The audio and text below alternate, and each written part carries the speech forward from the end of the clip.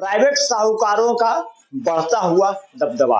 मैं आज जिस मुद्दे पर बात आपसे करने के लिए आया हुआ, प्राइवेट साहूकार का मतलब हुआ जो बाजार में देखते होंगे कि कुछ पैसे देते हैं लेकिन ब्याज उनका जो है तगड़ा होता है, यानी कि प्राइवेट साहूकारों का दबदबा बात कर रहा हूँ। नमस्कार, मैं हूँ प्रभात और आप देख रहे हैं क्या है माहौल।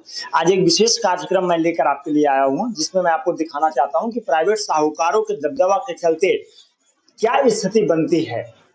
मैं बात कर रहा हूं उस साहूकार के बारे में जो छोटे से पैसा देते हैं लेकिन उनका जो ब्याज होता है, जो सूद होता है वो तगड़ा होता है, जिस कारण से जो आम इंसान है वो आत्महत्या करने पे मजबूर हो जाते हैं। यानी उनका जो दबाव होता है पैसे लेने का वो बहुत हाई होता है, जिस कारण से लोग अपने आप को दबाव में आत्महत्या कर लेते हैं। मैं अभी ताजा ताजी एक दो घटना का जिक्र भी करके आपको इसमें बताऊंगा कि क्यों मैं आज इस पर जिक्र कर रहा हूँ। अभी मैं एक घटना का जिक्र आपसे कर रहा हूँ। 26 या 27 मई 2025 का यह घटना है। हरियाणा के पंचकुला से एक सनसनीखेज खबर सामने आई। न्यूज समाचारों के माध्यम से आपको भी शायद पता चला होगा। 27 मई की रात में एक ही परिवार के 7 लोगों ने आत्महत्या कर लिया। कर्ज के बोझ में दबे थे, इस कारण से उन्होंने और कुछ नहीं सूझा, वो सीधे आत्महत्या कर ली। इसमें जानकारी जो मिल रही है जिसमें 2 दंपति समेत 3 मासूम बच्चे शामिल थे जो कि जहर खाकर आत्महत्या कर लिए। अभी मैं एक जिक्र और आपसे करना चाहता हूँ, क्योंकि आप नवादा से हैं, हो सकता है नवादा के बाहर के भी कुछ लोग वीडियो देख रहे होंगे, लेकिन 2 साल पहले अगर घटना का जिक्र कीजिए, आपको याद होगा 2 साल पहले नवादा में भी एक ऐसे ही घटना देखने को मिली थी। नवादा के विजय बाजार के पास एक व्यक्ति थे जो कि सब्जी का दुकान चलाते थे, रेहड़ी पे सब्जी बेचा करते थे, जिनका नाम था केदार लाल गुप्ता, नाम उनका था। वो क्या थे कि सूदखोरों से परेशान होकर पूरे परिवार समेत 5 लोग उसमें आत्महत्या कर लिए थे। समय जैसे जैसे बीतता गया लोग उसको भूलते गए, लेकिन आज भी उस सिस्टम पे काम नहीं हुआ और आज भी वैसा ही सिस्टम अभी चल रहा है। समाज में अभी भी वैसे बहुत सारे लोग हैं जो सूदखोरों से परेशान है। सूदखोरों से परेशान होकर वो या तो आत्महत्या करने की का प्लानिंग कर रहे हैं या अपने बच्चों के समेत इसका विचार विमर्श कर रहे हैं, लेकिन वो किस कारण से नहीं कर पा रहे हैं। उनके मन में कुछ हो सकता है आगे की प्लानिंग है लेकिन वो नहीं कर पा रहे हैं, लेकिन वो परेशानी से गुजर रहे हैं, वो परेशान है। मैं इस चैनल के माध्यम से मैं एक आह्वान भी करूंगा कि अगर आपके आसपास अगर आप उस चीज को देख रहे हैं, उस चीज को समझ रहे हैं, आपके समझ से परे है कि वो इस चीज से परेशान है, तो आप कमेंट बॉक्स में हमें जरूर बताइएगा कि वैसे लोग जो परेशान है मैं उसके पास जाकर मैं उनसे बात करने की कोशिश करूंगा और उनकी मजबूरी को दिखाने का भी अवश्य प्रयास करूंगा, क्योंकि हमें पता है कि समाज में ऐसे लोग हैं जो वंचित हैं। अगर सरकार या प्रशासन ध्यान अगर नहीं देती है तो आने वाले समय में कुछ और ऐसे ही केसेस या कुछ और ऐसे पीड़ित परिवार आपको समाचार के माध्यम से देखने को मिल जाएंगे। लेकिन मैं आपको एक बात बताता हूँ, ऐसे नौबत ही क्यों आती है कि हमें सूदखोरों से पैसा लेना पड़ता है। ऐसी नौबत क्यों आती है कि हमें सूदखोरों से पैसा लेना पड़ता है। देखिए, ऐसा मेरा मानना है कि सरकार ऐसे स्कीम निकालती है, लोगों को प्रोवाइड करती है, लेकिन धरातल पे वो चीज लागू नहीं हो पाता है। क्यों नहीं लागू हो पाता है, उसके पीछे रीजन है क्या कि बैंक क्या करती है, बड़े बड़े जो उद्योगपतियों हैं या जिनका ट्रांजैक्शन बढ़िया होता है वो उनको जो है बुला बुला कर लोन देती है, लेकिन जो छोटे व्यापारी हैं जिनका व्यापार किसी कारण से डूब जाता है लेकिन दोबारा वो एस्टेब्लिश करना चाहते हैं, तो उनको किसी न किसी का बहाना देकर या कागज डॉक्यूमेंट का बहाना देकर उनको क्या होता है वापस कर दिया जाता है, उनको लोन नहीं दिया जाता है। मैं आपको इससे पहले मैं आपको बताऊं कि प्राइवेट साहूकारों से पैसा क्यों लेना मजबूरी बन जाता है, इसका मैं 4-5 उदाहरण आपको देना चाहता हूँ। उसमें सबसे पहला जो उदाहरण मैं आपको दूंगा बीमारी का। अगर मिडिल क्लास फैमिली में अगर कोई एक अचानक अगर बीमार पड़ जाता है तो हमारे पास ऐसा कुछ व्यवस्था नहीं है कि हम अचानक से पैसा कहीं से जाके ले आते हैं। वो क्या होता है, उनके पास मजबूरी होता है प्राइवेट साहूकारों के पास जाना, और प्राइवेट साहूकार भी इस चीज को भली भांति समझते हैं।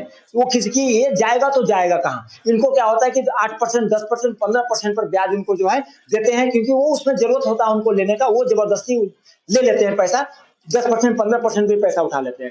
दूसरा मैं आपको बताऊं शादी का। अगर किसी के घर में अचानक अगर मतलब शादी है और अचानक पैसा व्यवस्था नहीं हो पाए, लेकिन शादी का तो डेट फाइनल हो चुका है, अब वो क्या करते हैं कि शादी जब टालने के कारण वो प्राइवेट साहूकार के पास चले जाते हैं और उनसे जाकर पैसा हाईएस्ट रेट ऑफ इंटरेस्ट में पैसा जाकर उठा लेते हैं।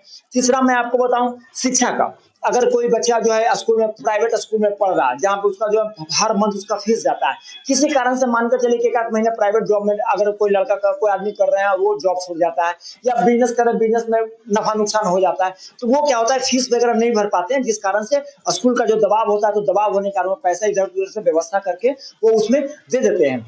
चौथा मैं आपको और ही बताऊं, व्यापार का मैं आपको बताता हूं। देखिए होता क्या है कि कोई व्यापार होता है, 50,000 लाख रुपया किसी तरीके से एडजस्टमेंट करके अपना कमाया हुआ पूंजी वो लगा देता है व्यापार में।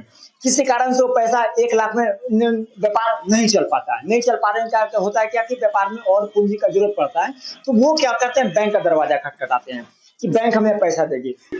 अभी मैं आपको, उससे पहले मैं आपको बताऊं कि देखिए होता क्या है, प्राइवेट कंपनियां जितनी हैं सबको चंगुल में फंसाने का भरपूर प्रोग्राम कर चुके हैं। मैं खुलेआम बोल रहा हूँ, भरपूर प्रोग्राम कर चुके हैं। वो क्या करती है, अभी बाजार में आप चले जाइए, देख लीजिए बाजार में जाकर 0% डाउन पेमेंट पर मोबाइल फोन, 0% डाउन पेमेंट पर एसी।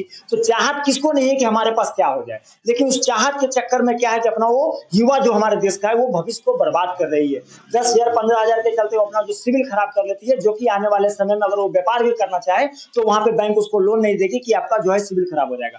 हमारे देश का अगर सिस्टम को देखिए तो मैं आपको दिखाना चाहता हूँ, इस देश में ऐसा सिस्टम है कि 3-3 4-4 मर्डर कर लीजिए, आप नेतागिरी कर सकते हैं, चुनाव लड़ सकते हैं, लेकिन अगर आपका 10,000 के चलते अगर आपका सिविल खराब हो गया तो आपको लोन नहीं मिलेगा। बैंक डायरेक्टली कहेगा कि आपका जो है सिविल खराब है। सिविल खराब होने के चलते अब क्या करना पड़ता है, हमें प्राइवेट साहूकारों के पास जाना पड़ता है व्यापार को बचाने के लिए, क्योंकि हमने अपना जमा कमाया हुआ पूंजी जो है वो व्यापार में लगा चुके हैं। 50,000 लाख रुपया हम इन्वेस्टमेंट उसमें कर चुके हैं, हम चाहते हैं उसको डूबने नहीं देना चाहते हैं, तो हम क्या करते हैं, प्राइवेट साहूकार के पास जाते हैं।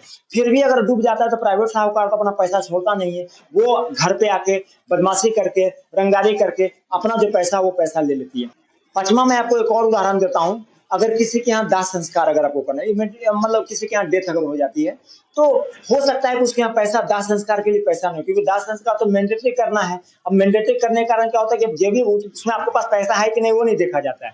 तो अगर पैसा नहीं होता है तो वो क्या करते हैं, मजबूरी में जाके सूदखोरों से पैसा वो जाकर जबर ले लेते हैं, और जबरदस्ती उनका जो है 10%, 15%, 8% जो भी ब्याज का क्राइटेरिया अपना रखते हैं वो उनको पूरा कर लेते हैं, क्योंकि उनको पैसा उसमें इमीडिएटली चाहिए, पैसा उनको जरूरत है, हर हाल में उनको पैसा चाहिए। तो तमाम तरह की और भी बहुत सारे मुद्दे हैं जो कि मैं बताना चाहता हूं, लेकिन मैं आपको ये जो 5 मुद्दा जो था वो मुख्य मुद्दा मैं आपको बताया। लेकिन मैं चाहता हूं आपसे इस वीडियो के माध्यम से, मैं सरकार से और प्रशासन से विनम्र निवेदन करता हूं कि इस तरह के जो लोग हैं उनको चिन्हित करें, जो सूदखोरी करते हैं और जो सूद पे पैसा लगाते हैं। तो और इसके साथ के साथ आपको एक सिस्टम भी लाना चाहिए कि ऐसा नौबत ही क्यों आए कि हमें उनसे पैसा लेने की जरूरत पड़े। 10,000 15,000 का जो सिविल खराब है, उस सिविल खराब का ही कुछ ऐसा स्कीम या सरकार ऐसा कोई प्रावधान लेकर आए ताकि हमारे देश का जो युवा का जो भविष्य बर्बाद हो रहा है वो भविष्य बर्बाद होने से बच जाए, और प्राइवेट साहूकारों जो सूदखोरों के पास जाते हैं उनके चंगुल से बचा जाए।